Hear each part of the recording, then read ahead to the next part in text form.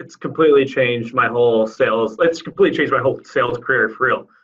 Before I would just, especially in my industry, so many people just all they do is talk about what they have to offer and who they are, and nobody actually takes the time to look up a customer to see what their business model is, to see who the actual prospect even is.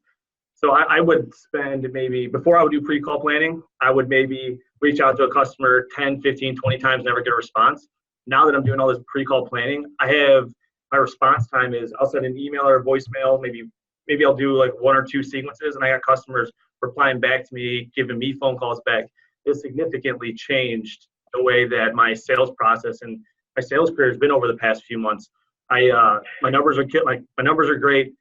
And also, like, one thing you told me too, Joe, is people love hearing about themselves. People love to hear about what they're interested in and what's going on in their lives. It just makes, when you can actually relate to the customer or the prospect and actually talk to them about who they are, what their life is, what their business model is, it just automatically makes them feel significantly more comfortable, and it just opens up the doors, opens up the floodgates. And I think pre-call planning is one of the most important things that I do on a regular basis. And when I first started, it would take me half an hour, 40 minutes, because I would want to know every single detail. Now I can knock it out in like 30 seconds to a minute. But I want to come back to this, why the hell should somebody talk to you specifically? And also, remember when we had that offline combo about what your title looks like, how you're doing this? There's a length of experience that you have, and there's a breadth of experience that you have in what you're doing. And I think you're not doing yourself a service by saying, I like that you're going specific. We can talk about metrics, what works, what doesn't. But what would you do to get them excited? Right? We're going to talk about your specific business, and through that, because we've been working with all these different, we work with a lot of people in your industry. We also work with people that aren't in your industry. So we're finding some stuff that's really cool, and through a conversation, I always find something that we could bring in, some kind of cool feature, something idea that it's going to get you inspired to think differently about your business. Because I'm assuming you probably do that, right? You're like, oh, have you guys thought about this, right? Do you do that? No. Okay. So that's one thing, because we talked about before, is if you can get people to think differently about themselves, they'll think differently about you. So the opportunity to talk with you and say, hey, you know what? I'm going to share with you some ideas that we're seeing in your industry and outside, because this world is fucking changing. Usually the conversation goes that route, but it sounds like from what you're saying and what Asma's saying is I need to get that stuff into the initial talk instead of waiting for it to develop on its own. Yeah, don't wait to give your best stuff. Okay? That's exactly, because if you, like, this is one thing I'm struggling with some sales rep in the education space. I work with a lot of those schools. They're waiting until people come and see them to do the show, right? Right now, people build digital body language. They have digital relationships. They have work. The whole world is built around texting and voicemail. I'm like, when is the last time you talked to somebody on the phone? It's weird to talk to people on the phone these days. I just want to confirm that sweet spot, it's some tests, don't be afraid to test it. I remember going to the other extreme of planning too much, and then it's like I made too many assumptions. And so then I think I know what the client needs versus being open and asking good questions. And so it's really that sweet spot of when do I feel relaxed? And you get it, like Joe said it, look for the things like the nods, the ahas, the oh, of course. And that's when that's the key, that I'm whatever I'm doing is going well. If you're getting that feedback and it feels more like a conversation and less like a pitch. And I know it now in my body because I feel relaxed. I made a joke, Cynthia, about my inner Joe, but it's no joke. I honestly, I think okay, if I'm talking to Joe, I always feel relaxed. I feel totally myself, but I'm able to get stuff across. You're in the flow. You're yeah, this is so good. You're just jamming with somebody, and that's how I want my sales calls to feel. And if they're not feeling like that, stop what I'm doing and pick a new route, listen more, whatever needs to happen. But then you go and test that with people.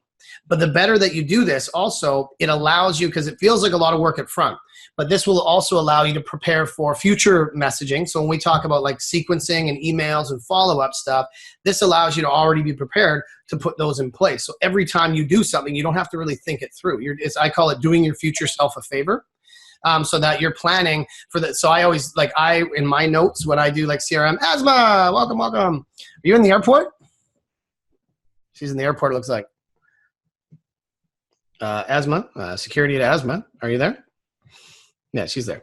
But when you're doing this, it allows you, so when you go, doing your future self a favor is, if you ever read like my notes in my CRM, it's me talking to myself. I was showing Cody this the other day. It's like, hey, dude, when you talk to them, make sure you ask them about this. And then I'm like, hey, thanks last week's Joe. Like that's what your system should feel like, is that what it's doing your future self a favor. So you're always, forward passing stuff that you do. So if you do some really good pre-call planning on somebody, don't just think about what that first conversation would look like. Think about how this relationship could develop. And maybe you don't have to tell them everything in the first meeting, right? Because it's impossible sometimes. You get so excited. So you pick that one thing. You pick that primary thing you want to focus on, and then you keep some stuff in your pocket. You put that in your notes. You plan for the next relationship. You plan for those emails. And you actually, as we start to look at sequences, you start to fill in the blanks on those sequences ahead of time, so your workload drops. So initially, this feels like a lot more work, but your workload will drop. You guys agree with that? Cool. And people that have applied this, they're like, yeah, that actually does make sense. And I know it helps me when I do it. Are you bringing that personal brand and that energy to the front of your funnel? That's my question for you. Okay. So yeah, well, that's the thing right now. Most of the businesses I'm getting right now is a lot through referrals. And what you said earlier really stood out, because when you talked about referral process, because I don't have a referral process, people are going and saying whatever they want about how they perceive me. Words. That's why I get these referrals, but because they came from these highly valued friends and connections, I feel like I have to meet with these people, even if I know they're not the right people. So I know that I need to do some work there to make sure whatever people are saying about me is true to what I am doing. That's one for sure. And then the other part is that because I am educating now and training, people see me on stage, and that's why they want to work with me after. At this stage, my challenge is I need to come up with new products and services that match that new direction I am taking my business. Okay. So that's something I need to figure out. And once I have that, then yes, what you just said about my personality shining from the get-go, I need to start doing that from the lead stage or before the lead stage and the awareness stage. And I think that's when the videos and all that added value will come in. Yeah. Because like you, I have a lot of stuff to share, but I can use that in my videos and in my training, like early on, to get them to have that conversation. Totally. So that's what I want you to think about, is how, and this is good on the sixth week we're going to do. So how do you get your brand to perceive, I don't know, like, is that right? Perceive you? I think that's the word I want. Like a ton of bricks. And so with this, and this kind of goes into what, because I love acronyms. So Asma's got POD. We have SPIN. And the one that I use all the time, I learned in coaching, is GROW. So I've actually combined GROW and SPIN to groin, which is a wonderful acronym, because the thing I hate about spin selling and a lot of sales training that's out there is they focus on the problems. They focus on the obstacles. And these conversations become really fucking restrictive, because the last thing you want is somebody to come in and say, tell me all your problems.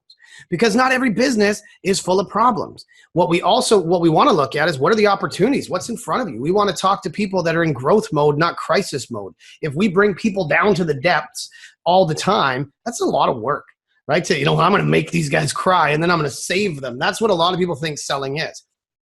What we want to do is, through our pre-call planning, look for those hidden opportunities. Look for things that you're just excited to talk to people about. And if anybody's, like, as the thing Cody's also mentioning, like, for me, I'm a giant child. I know that.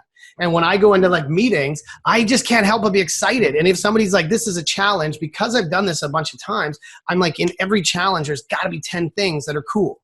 So I'm also thinking about, oh man, you guys are dealing with that. Have you thought about this? What about this? Oh, cool. And the conversation goes always organic because I'm thinking about not just implications in a bad way, but implications in a positive way. And one of the clients, we looked at his whole sales call flow last week, and these guys are like high-end sales trainers. And I'm like, there's nothing in here that says what's possible. It's all about what are you afraid of? What's holding you back? All of this stuff that I'm like, you're just really taking it like a negative approach to this. Let's figure out what's exciting. And he used to sell, like mandolins, like vegetable slicer things. And he used to admit Walmart, this is way back in the day. And he was like, it was a show where he'd be like, hey, everybody, people of Walmart, come down. We're talking about slicers and this. And I'm like, well, why can't you apply that putting on a show to your sales call? Why can't you make it fun to have this call instead of like trying to be a therapist, right? So when you're going into like all this stuff to prepare is to make this experience for your customer really exciting, really fun to talk to you, not in a pre-planned way, but in a way that really is serving their needs, lifting them up, making them see what's possible so that by the end of it, it's like, holy shit, there's tons of opportunity